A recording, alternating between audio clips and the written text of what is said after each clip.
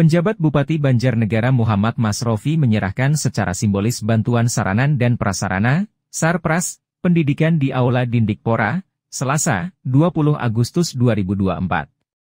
Pada kesempatan tersebut juga di-launching implementasi transformasi Simudik.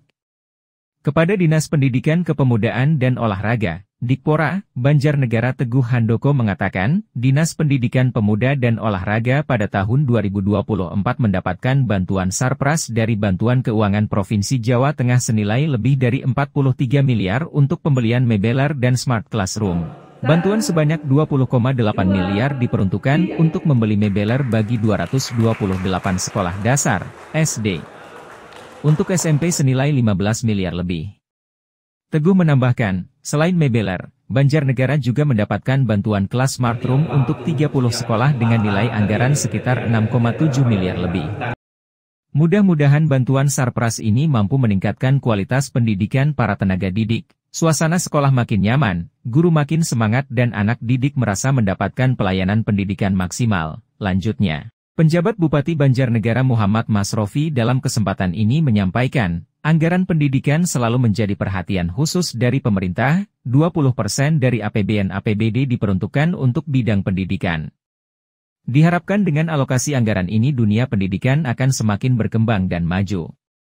Terlebih menyongsong generasi emas 2045 tugas guru semakin berat tidak hanya menyangkut kualitas ilmu pendidikan tapi juga budi pekerti di tengah-tengah adanya degradasi moral. Terkait dengan bantuan keuangan untuk pengadaan alat bantu pembelajaran berupa Smart Classroom, SCR, Masrofi mengatakan, untuk tahun ini baru diprioritaskan untuk jenjang SMP, dan baru menyentuh 30 dari 75 SMP negeri di Kabupaten Banjarnegara.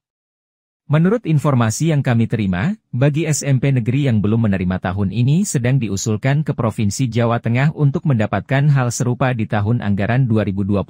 Terima kasih. Pada hari ini saya diminta oleh Dinas Pendidikan, Kepemudaan dan Olahraga Kabupaten Banjarnegara untuk dapat menyerahkan secara simbolis sarana prasarana bantuan keuangan dari pemerintah provinsi untuk tahun 2024. Tentu saja seperti apa yang telah disampaikan oleh Kepala Dinas bahwa Kabupaten Banjarnegara mendapatkan perhatian dan mendapatkan bantuan yang cukup banyak dibandingkan dengan kabupaten yang lainnya. Ini sungguh perhatian dari pemerintah Provinsi Jawa Tengah kepada Banjarnegara. Maka tentu saja hasil sarana prasarana yang telah diberikan itu dapat dimanfaatkan dengan sebaik-baiknya. Contohnya tadi ada kursi, peralatan bangku sekolah, termasuk juga sarana smart classroom, yaitu untuk mempermudah pembelajaran pembelajaran jarak jauh dan juga dengan sistem multimedia. Ini harapannya dapat dimanfaatkan untuk dapat memajukan dunia pendidikan yang ada di Kabupaten Banjarnegara, khususnya kalau yang SCR itu tadi untuk anak-anak SMP kan itu. Yang kedua berkaitan dengan sistem informasi Simudik tadi yang disusun untuk melihat perkembangan sarana prasarana, jumlah guru, jumlah siswa, terus peralatan dan lain sebagainya. Ini menjadi sangat mempermudah untuk sistem informasi Simudik itu untuk dapat mengawasi, dapat memonitor, mengevaluasi itu sejauh mana perkembangan masing-masing sekolah, baik SD maupun SMP itu. Pimpinan boleh berganti, tapi sistem sarana dan data-data itu bisa diwariskan kepada kepala sekolah berikutnya juga.